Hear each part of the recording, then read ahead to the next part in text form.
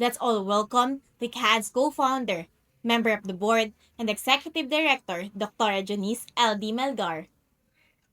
Isang maningning na lilang araw sa lahat.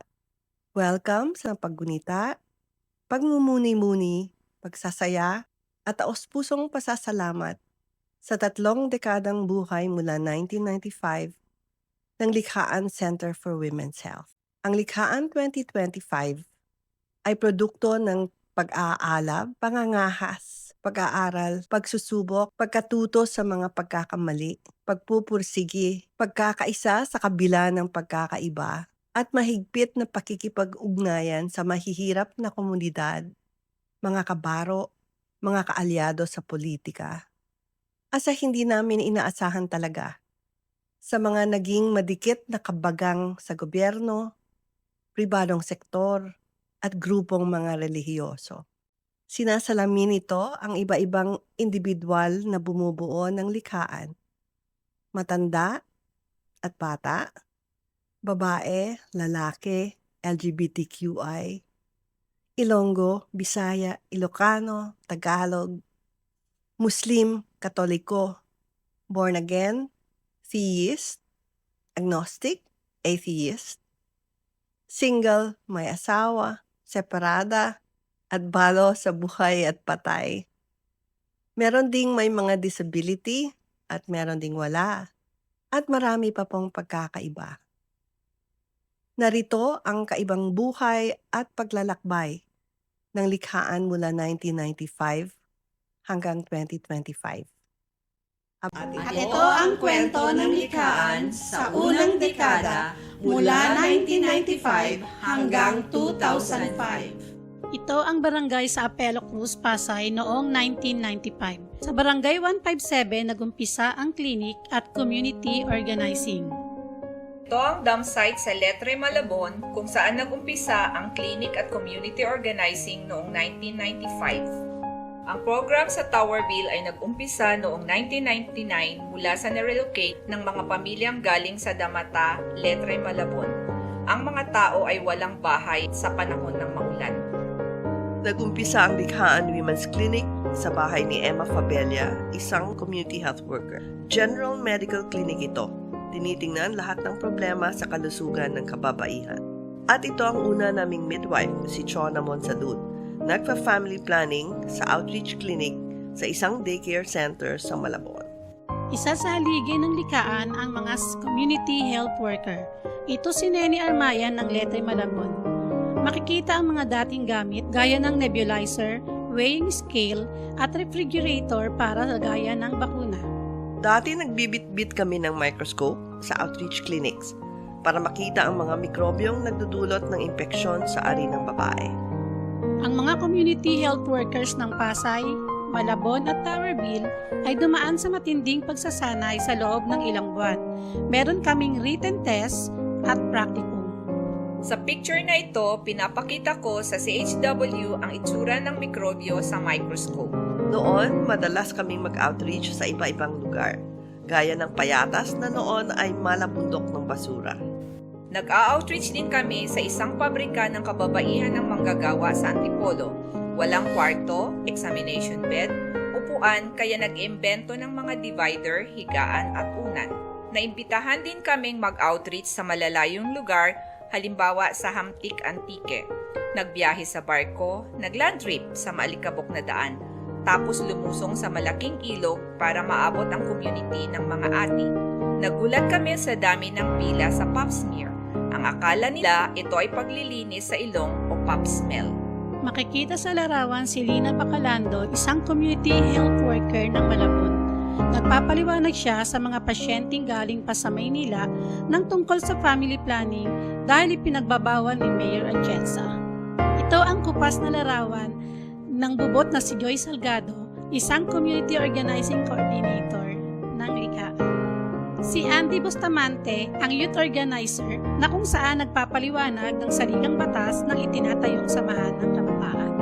Ang mga pioneer o unang leader ng Apelo Women's Health Association o AWHA, ang una sa 11 samahang na itatag sa tulong ng organisador ng likhaan. Mga leader ng Boses ng Kabataang Pilipino, samahan ng kabataan sa Apelo, Pasay. Kahit sa maliliit na kalsada, idinaraos o isinasagawa ang mga pag-aaral.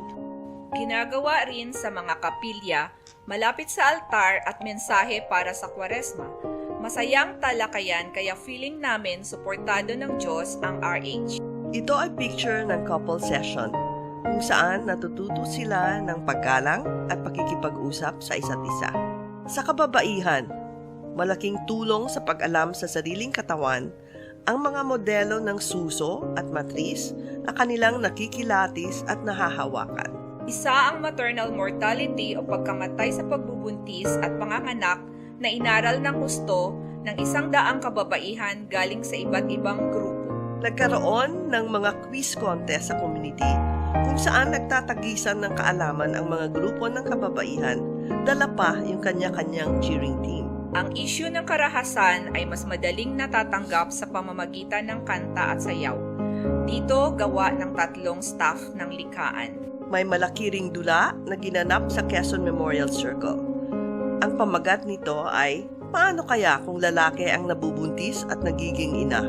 Ang picture na ito ay bahagi ng gender sensitivity training kung saan tinuturuan ang mga health workers ng isang ospital na maging komportable sa mga sexual na parte ng katawan.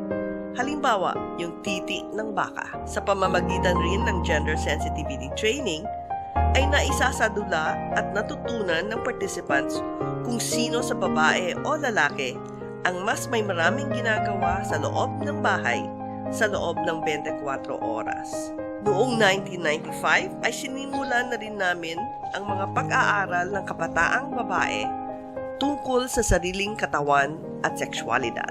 Tinatalakay sa pag-aaral ang teen pregnancy at pag-iwas dito sa pamamagitan ng pag-delay ng pakikipag-sex o paggamit ng contraceptive sa mga nakikipag-sex na.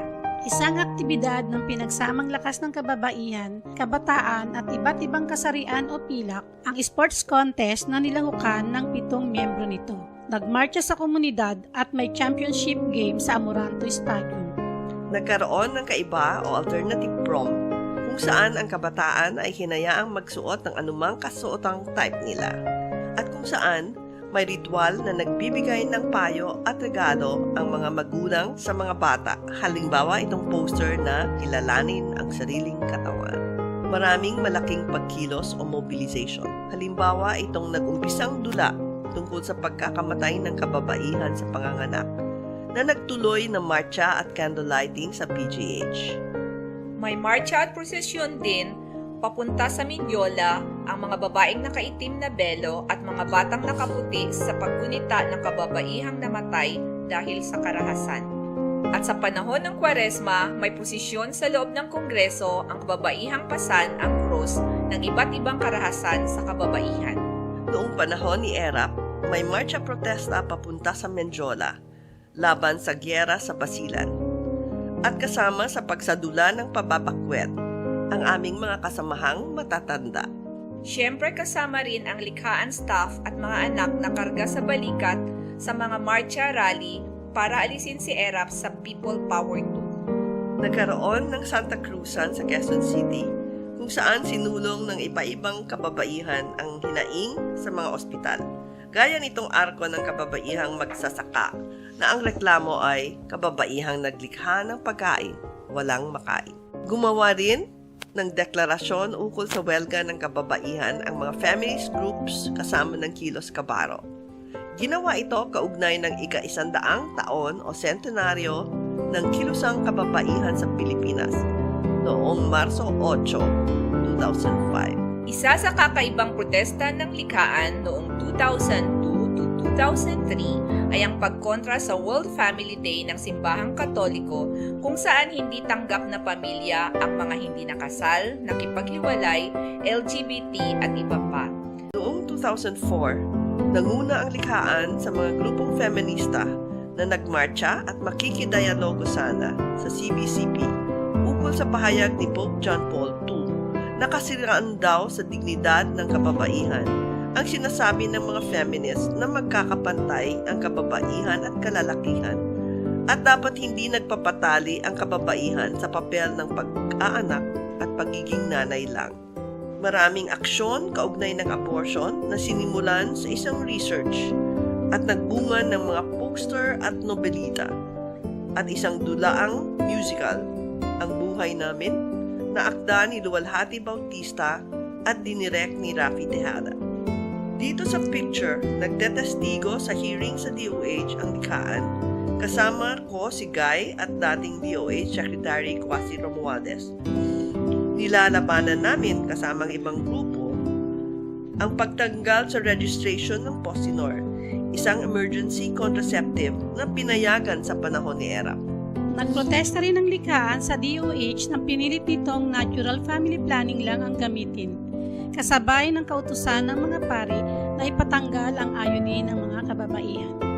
Makikita sa larawan ang persahang pagtanggal ng IUD at pagkalong ng natural family planning thermometer ng obispo. Noong 2004 ay umpisa nang uminit ang tunggalian ng mga pro at anti-RH. Ang nasa larawan ay pagsasadula ng pakikipaglaban ng mahihirap na kababaihan sa mga kababaihang mayayaman at saradong Katoliko. Ito ang unang long march mula sa Santo Domingo Church hanggang Quezon City Hall para ipasa ang RH Bill noong March 7, 2004. Higit sa 3,000 kababaihan mula sa iba't ibang organisasyon ang kasama rito. Kasama rin sa marcha ang mga kabataan na noon pa man ay nananawagan na para sa age-appropriate sexuality education at access to contraception. Sa Sunken Garden ng Quezon City Hall humantong ang mahabang marcha. Sa loob ng 10 taon ng pagkilos, hindi na iwasan ang iba't ibang kalamidad. 3 beses na nasunugan ng Apelo Cruz Pasay, pero lagi itong bumabangon. Ilang beses na ring nademolisyon sa Letre na hanggang ngayon ay nagbabanta pa rin. Makita ang nagdidemolish na nagbabaklas ng sariling tahanan para maitayo nila sa paglilipatan at doon muling babangon. Sa gitna ng picture, makikita si Pina Rico Carmoso, isang community health worker na nagkaroon ng cancer at tinaningan ng kanyang mga doktor ng 6 na buwan. Pero inabot siya ng 3 taon, kaya nakasama pa siya dito sa FGD sa picture na to. Marami kaming dapat pasalamatan at katangi-tangi sa panahong ito si Kapitan Alvin Chris, dating kapitan ng Tonsuya. Si Cap Alvin ay naglaan ng 1 milyong peso para itayo ang paanakan sa Tonsuya na pinatakbo ng Mothers. Ito ay isang inisyatiba na ginaya ng ibang barangay kapitan sa Malabon. Sa pagtatapos, ang 15 kababaihan na nagtayo ng likhaan ay lumaki pa at pumasya sa aming pink at green truck na ang pangalan ay si Tarajing. At lumaki pa ito lalo hanggang naging kami ay 30 nung kami ay nagti-team building retreat sa Tanay.